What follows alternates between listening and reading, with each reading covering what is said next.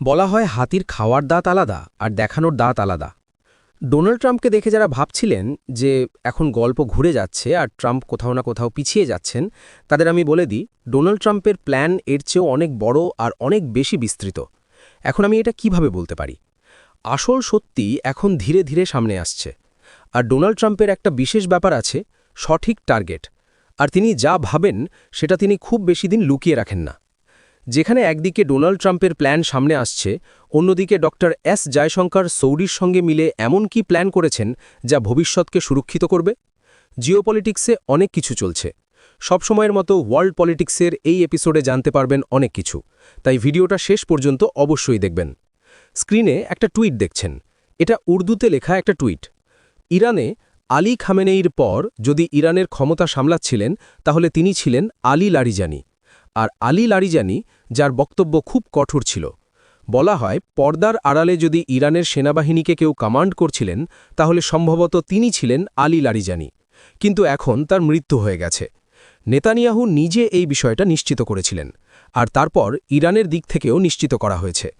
Ali Larijani কোনো সাধারণ মানুষ ছিলেন না, তার পুরো পরিবার ক্ষমতায় ছিল এবং খুব প্রভাবশালী ছিল। তাকে ইরানের কেনেডি বলা হতো। ইরানের তিনি সর্বোচ্চ স্তরের জাতীয় নিরাপত্তা কর্মকর্তা ছিলেন, মানে ধরুন এনএসের মতো পদে ছিলেন। আর এখন সামনে কি হবে? এই যুদ্ধ কি তাসের ঘরের মতো শেষ হয়ে যাবে, নাকি এই যুদ্ধ আরও এগোবে? তো প্রথম কথা আপনাকে বলে দিই, এই মুহূর্তে এই যুদ্ধ শেষ হতে দেখা যাচ্ছে না, এই যুদ্ধ এগোতে দেখা যাচ্ছে। কিন্তু আমেরিকা কি কোনো উদ্দেশ্য নিয়ে এখানে নেমেছে? হ্যাঁ, একদম। ইনি হলেন লিন্ডসে গ্রাহাম। গ্রাহামকে তো আপনারা চেনেন, ভারতকে নিয়ে কতবার কত ধরনের মন্তব্য করেছেন। এখন তার একটা টুইট দেখুন। তিনি বলছেন, ইরান যে স্ট্রেইট অফ হরমুজ বন্ধ করার চেষ্টা করেছে তারা নিজেদের পায়ে কুড়াল মেরেছে। ডোনাল্ড ট্রাম্পের সিদ্ধান্ত খার্গ আইল্যান্ডে আক্রমণ করা, যা ইরানের মুকুট, তাদের তেল, গ্যাস, অর্থনীতি সবকিছুর জন্য খুবই গুরুত্বপূর্ণ। এটা খুব সাহসী পদক্ষেপ, আর আমার মনে হয় এটা খুবই কার্যকর। খার্গ আইল্যান্ডে আক্রমণ করলে এই যুদ্ধ ছোট হবে, আর খার্গ আইল্যান্ডে আক্রমণ হলে এই যুদ্ধের ফলাফল বদলাতে দেখা যাবে। যদি ইরান তাদের ইনফ্রাস্ট্রাকচার খার্গ আইল্যান্ডে চালাতে গিয়ে নিয়ন্ত্রণ হারায়, তাহলে তাদের অর্থনীতি আবার সমস্যায় পড়ে যাবে। টুইটে তিনি এটাই বলেছেন। দেখুন, খার্গ আইল্যান্ড সেই জায়গা যা এই যুদ্ধের ভবিষ্যৎ নীতিকে ঠিক করে। আমি আগে একটা ভিডিও বানিয়েছিলাম যেখানে বলেছিলাম ১৯৯৮ সালেই ডোনাল্ড ট্রাম্প বলেছিলেন যে আমি যদি থাকতাম তাহলে আমি খার্গ আইল্যান্ডে নিশানা করতাম, আর খার্গ আইল্যান্ড আমেরিকার নিশানায় আছে। এখন অনেক মানুষ ভাবেন যে খার্গ আইল্যান্ড নিয়ে যদি কথা বলা হয় তো এটা হলো তার অবস্থান, এই জায়গায় খার্গ আইল্যান্ড আছে। যদি আমেরিকা খার্গ আইল্যান্ডে ঢুকেও যায় বা নিয়ন্ত্রণও নিয়ে নেয়, ধরুন খার্গ আইল্যান্ডে আমেরিকার অনেক তেলের রিফাইনারি, তেলের জিনিসপত্র আছে, ঢুকেও গেলে কি আমেরিকা এটা ধরে রাখতে পারবে? অনেকদিন কি এটা আমেরিকার নিয়ন্ত্রণে থাকবে? যদি আমেরিকার নিয়ন্ত্রণে নাও থাকে তাহলে এটাকে ধ্বংস তো করা যেতেই পারে। এমনটা কিছু বিশেষজ্ঞ মনে করছেন। যদি এই জায়গা ধ্বংস হয়ে যায় তাহলে কে প্রভাবিত হবে? আপাতত সঙ্গে সঙ্গে প্রভাবিত হবে চীন। আরও অনেক দেশ প্রভাবিত হবে, কিন্তু ইরানের ৯০% তেল কোথায় যায়? চীনে যায়। তাই এই অবস্থায় ইরানের তেলের প্রয়োজন শুধু ইরানের মানুষের নয়, চীনের কাছেও পৌঁছায়। তাই খার্গ আইল্যান্ড এখনও তাদের মাথায় আছে। স্ক্রিনে এই ভিডিওটা শুনুন। Invade Iran. There's no reason to. We're going to destroy their ability to hurt us, have a nuclear weapon, build missiles to hit America, and terrorize the region. Carg Island, 90% of their income comes from oil and gas. Graham তার বক্তব্যেও এই কথাটা বলেছেন যে এখন যদি বলা হয় যে এই যুদ্ধ কতদিন চলবে, যদি এভাবেই চলতে থাকে, হঠাৎ করে এমন কিছু না হয় যে কেউ এসে এই যুদ্ধ থামিয়ে দিচ্ছে, তাহলে এরপর কি হবে? ভারতের জন্য তো সমস্যা তৈরি হবে, অবশ্যই হবে। যদি এই তালিকা দেখি, বিশ্বে কোন কোন দেশ সবচেয়ে বেশি তেল ব্যবহার করে, ১ নম্বরে আমেরিকা, ২ নম্বরে চীন, ৩ নম্বরে ভারত, ৪ নম্বরে সৌদি, সৌদির তো নিজস্ব তেল আছে, রাশিয়ারও নিজস্ব তেল আছে, তারপর ইউরোপীয় দেশগুলোরও নাম আসে। ভারত, যার বাড়তে থাকা অর্থনীতির জন্য তেলের দরকার, সে কি স্ট্রেইট অফ হরমুজের ওপর নির্ভর করে থাকতে পারে? আলী লারিজানির মৃত্যুর পর আইআরজিসি আলাদা আলাদা অংশে ভাগ হয়ে গেছে। কে এই সিদ্ধান্ত মানবে যে ঠিক আছে আমরা ভারতের তেল যেতে দেব, আর কে মানবে না এটা বলা কঠিন।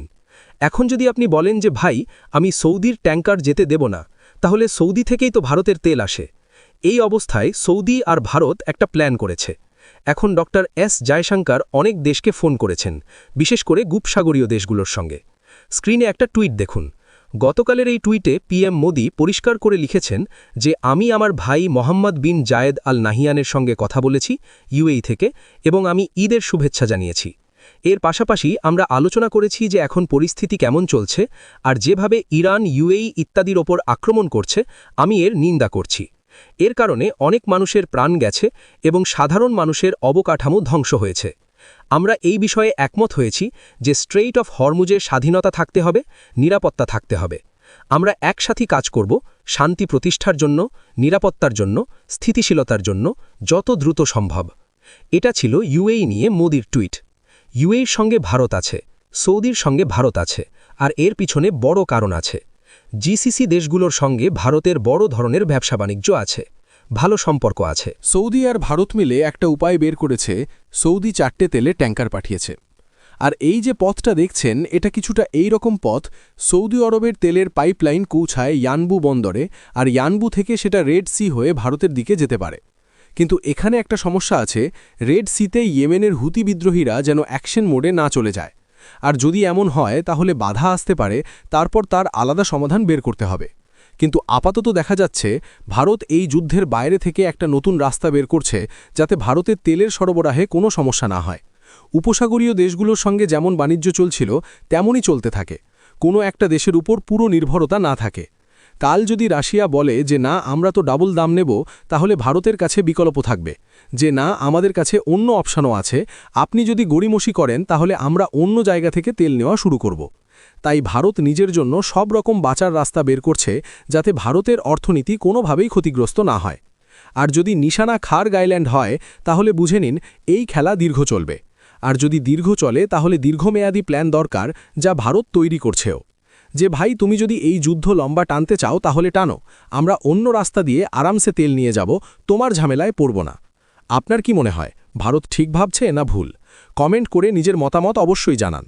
অন্যদিকে আজ ভারতের আকাশ প্রতিরক্ষা শক্তি নিয়ে এমন এক বড় খবর সামনে এসেছে, যা ভবিষ্যতে শুধু এশিয়া নয়, পুরো বিশ্বের সামরিক ভারসাম্যকেই বদলে দিতে পারে।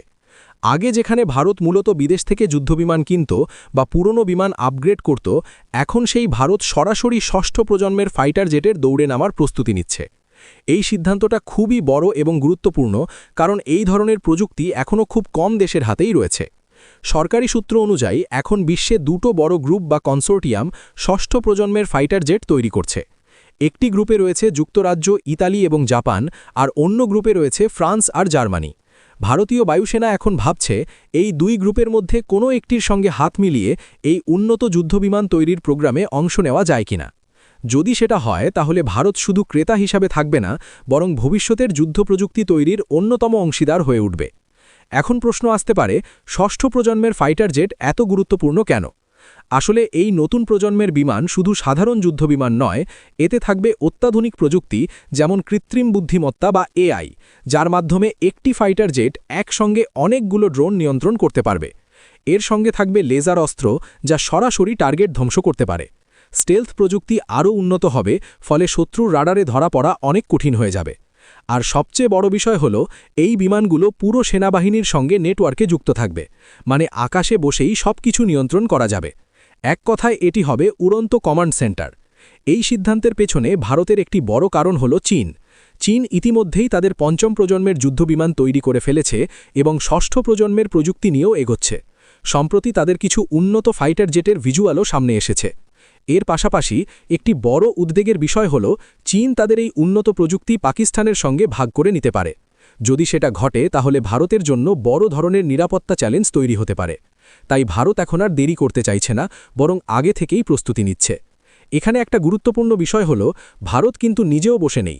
ভারত নিজের পঞ্চম প্রজন্মের যুদ্ধবিমান প্রকল্প অর্থাৎ AMCA নিয়ে কাজ করছে। এই প্রজেক্টের ডিজাইন প্রায় তৈরি হয়ে গেছে এবং লক্ষ্য রাখা হয়েছে 2035-এর মধ্যে এই বিমান বায়ুসেনায় যুক্ত করা। ভারতীয় বায়ুসেনা এতে একাধিক স্কোয়াড্রন অন্তর্ভুক্ত করারও পরিকল্পনা করছে। তবে সমস্যা হল, প্রযুক্তি খুব দ্রুত এগোচ্ছে। যদি ভারত এখনই ষষ্ঠ প্রজন্মের ক্ষেত্রে প্রবেশ না করে, তাহলে ভবিষ্যতে পিছিয়ে পড়ার ঝুঁকি রয়েছে। এই কারণে ভারত আরেকটি বড় পদক্ষেপও নিয়েছে। একটি ফরাসি কোম্পানির সঙ্গে মিলে একটি শক্তিশালী নতুন ইঞ্জিন তৈরি করা হচ্ছে যা ভবিষ্যতের যুদ্ধবিমানে ব্যবহার করা হবে এই ইঞ্জিন 110 থেকে 120 কিলোনিউটন শক্তি দিতে পারবে যা একটি আধুনিক যুদ্ধবিমানের জন্য খুবই গুরুত্বপূর্ণ এর মাধ্যমে ভারত ধীরে ধীরে নিজের ইঞ্জিন প্রযুক্তিতেও শক্তিশালী হয়ে উঠছে সবকিছু মিলিয়ে ভারতের পরিকল্পনা এখন খুব পরিষ্কার স্বল্প মেয়াদে বিদেশ থেকে কিছু যুদ্ধবিমান নিয়ে ঘাটতি পূরণ করা হবে মধ্যমেয়াদে নিজের তৈরি AMCA প্রকল্পকে এগিয়ে নেওয়া হবে আর দীর্ঘমেয়াদে ষষ্ঠ প্রজন্মের আন্তর্জাতিক প্রোগ্রামে যুক্ত হয়ে নতুন প্রযুক্তির অংশ হওয়া এই তিনটে ধাপ মিলিয়ে ভারত নিজের প্রতিরক্ষা শক্তিকে অনেক বেশি শক্তিশালী করতে চাইছে যদি ভারত এই ষষ্ঠ প্রজন্মের প্রোগ্রামে সফলভাবে যুক্ত হতে পারে তাহলে এর অনেক বড় সুবিধা হবে এতে উন্নত প্রযুক্তি ভারতের হাতে আসবে আন্তর্জাতিক প্রতিরক্ষা বাজারে ভারতের অবস্থান শক্তিশালী হবে এবং বায়ুসেনার ক্ষমতা অনেক বাড়বে পাশাপাশি চীন ও পাকিস্তানের বিরুদ্ধে একটি শক্তিশালী ভারসাম্য তৈরি করা সম্ভব হবে সবশেষে বলা যায় আজকের ভারত আর আগের মতো নয় এখন ভারত শুধু নিজের নিরাপত্তা নিয়ে ভাবছে না বরং ভবিষ্যতের প্রযুক্তি এবং বিশ্ব রাজনীতিতে নিজের প্রভাব বাড়ানোর দিকেও এগোচ্ছে ষষ্ঠ প্রজন্মের ফাইটার জেট প্রোগ্রামে যোগ দেওয়ার এই চিন্তাভাবনা দেখিয়ে দিচ্ছে ভারত আকাশযুদ্ধে পিছিয়ে থাকতে চায় না বরং সামনে এগিয়ে গিয়ে নিজের জায়গা শক্ত করে নিতে চায় যাতে আগামী দিনে বিশ্বের সবচেয়ে আধুনিক যুদ্ধবিমানের তালিকায় ভারতের নামও গর্বের সঙ্গে উঠে আসে